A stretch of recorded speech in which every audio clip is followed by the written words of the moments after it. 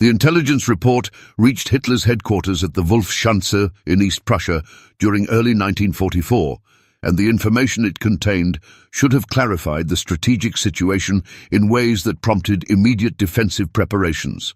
American military forces were arriving in Britain in numbers that exceeded German estimates, were conducting training exercises that suggested imminent cross-channel invasion, and were parading through London in displays that demonstrated both military strength and Anglo-American cooperation.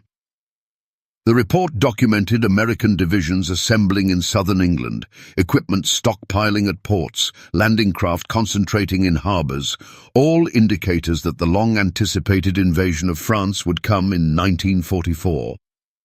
Adolf Hitler read the intelligence assessments with a mixture of skepticism and strategic calculation that reflected his tendency to dismiss information contradicting his preferred narrative.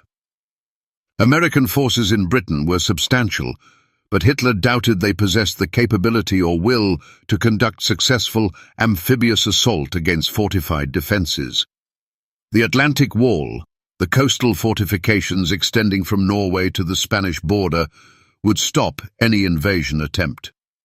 German forces had months to prepare, to position reserves, to create killing zones on beaches where Allied forces would be destroyed before establishing foothold. Field Marshal Gerd von Rundstedt, commanding German forces in the West, reviewed the intelligence about American buildup with professional concern that his strategic reserve was inadequate for the defensive task. The reports documented not just American presence, but American organizational capability, the logistics of moving hundreds of thousands of troops across the Atlantic, housing them in Britain, training them for amphibious operations, and preparing for invasion, represented competence that German planners had not expected from democratic militaries. The parade through London was propaganda, but the divisions assembling in southern England were real. The American military presence in Britain had been growing since 1942, but by early 1944 the scale exceeded what could be explained as defensive garrison.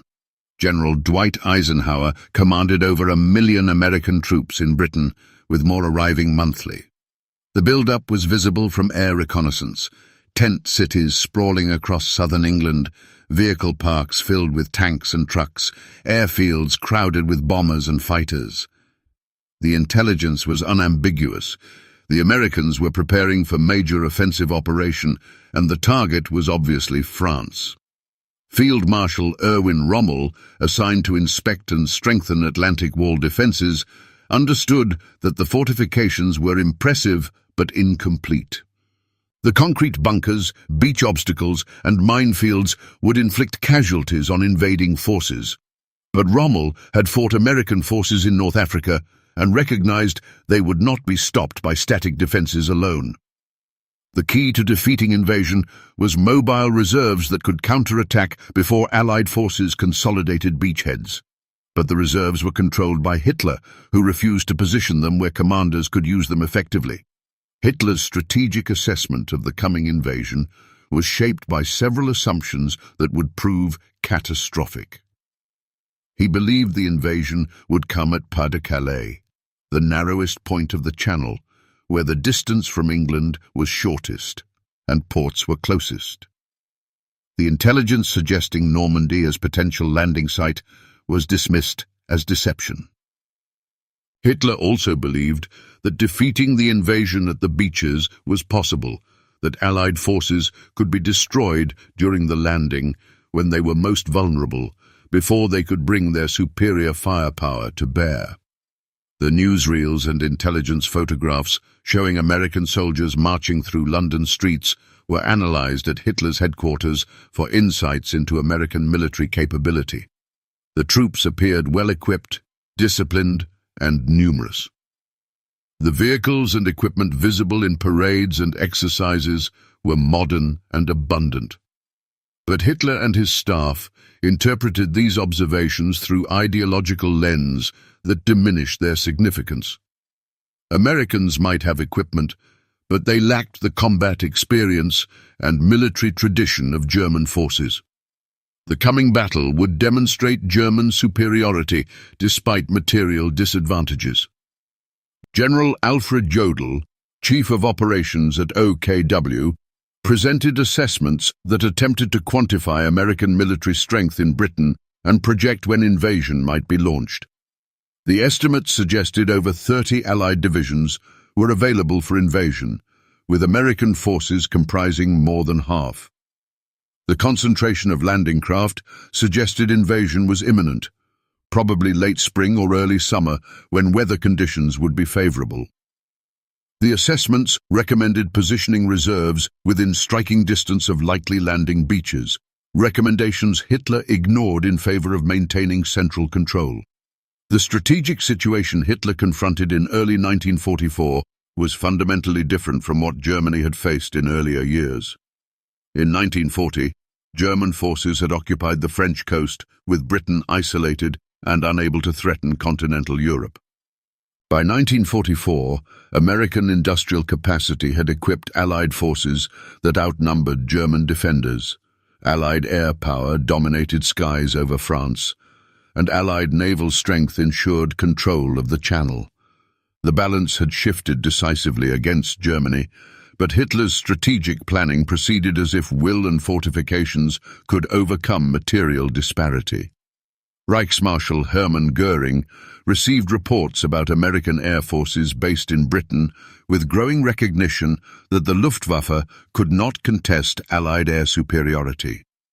American heavy bombers struck German targets by day, escorted by fighters that had range to accompany bombers to targets deep in Germany. The bomber formations passing over the Channel represented industrial capacity that Germany could not match. Thousands of aircraft, tens of thousands of trained crew, production that replaced losses faster than the Luftwaffe could inflict them. When invasion came, Allied air power would support landing forces in ways that would make German defensive operations nearly impossible during daylight. The American presence in London was not just military, but cultural and economic. American soldiers brought dollars that stimulated British economy, introduced American culture through music and movies, and symbolized the transatlantic alliance that was essential to Allied strategy. The soldiers marching through London represented not just military forces, but the commitment of American industrial and military power to defeating Germany. The parades were designed partly for propaganda, showing British civilians that massive Allied forces were preparing to liberate Europe. But they also demonstrated to German intelligence the scale of the American commitment. Hitler's response to intelligence about American forces in Britain was to accelerate Atlantic Wall construction while maintaining strategic dispositions that reflected his conviction about where invasion would come. The fortifications at Pas-de-Calais were strengthened. The panzer reserves remained under central control rather than being positioned for rapid counterattack. The strategic assumption that invasion could be defeated at the beaches shaped dispositions that would prove disastrous when invasion actually came at Normandy, where defences were weaker and reserves were too distant to intervene decisively. Field Marshal Wilhelm Keitel, chief of OKW, participated in planning conferences where Hitler's confidence about defeating invasion conflicted with professional military assessments, suggesting Allied advantages were overwhelming. The conferences produced orders that reflected Hitler's assumptions: hold the beaches, destroy invasion forces during landing, counterattack with reserves to drive survivors back into the sea. The orders were clear, but the resources to execute them were inadequate, and the strategic assumptions underlying them were wrong. The intelligence about American forces parading through London reached German commanders in France who would face invasion when it came. The reports detailed American equipment: Sherman tanks, self-propelled artillery, amphibious vehicles designed for beach landings. The equipment was not superior to German counterparts in all categories, but it was abundant, reliable, and supported by logistics that could sustain operations at scales German forces could not match. The commanders understood they would face enemies who enjoyed material advantages in every category, who could replace losses while German forces could not. General Leo Geyer von Schweppenberg, commanding Panzer Group West, advocated for positioning armor reserves close to coast where they could counterattack invasion forces quickly. The advocacy reflected professional military judgment about how to employ mobile forces effectively. But Hitler refused to release reserves to field commanders, insisted on maintaining central control, created command structure where rapid response to invasion would be impossible. The organizational dysfunction that Hitler's leadership imposed ensured that German defensive capabilities would not be employed effectively when invasion came. The spring of 1944 brought increasing evidence that invasion was imminent. Allied air attacks intensified against transportation networks in France, isolating Normandy and other potential landing areas. The bombing destroyed bridges, cut rail lines, and disrupted German ability to move reserves. The preparatory operations were visible to German intelligence, but the specific invasion date and location remained uncertain despite intensive efforts to penetrate Allied security. Hitler spent early June 1944 at the Berghof in Bavaria, confident that the Atlantic Wall would hold, that reserves could counterattack effectively when invasion came, that German forces would defeat Allied landing. The confidence was based on assumptions about Allied incompetence and German superiority that had been disproven repeatedly, but which Hitler maintained despite contradicting evidence. The American forces marching through London represented capability that exceeded Hitler's willingness to acknowledge. When the Normandy invasion began on June 6th, the American forces that had been parading through London months earlier were landing on Utah and Omaha beaches, establishing footholds that German counterattacks could not eliminate.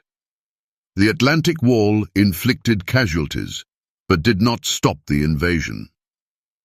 The reserves Hitler controlled were not released quickly enough to prevent Allied consolidation. The air superiority Allied forces enjoyed made German movement during daylight nearly impossible.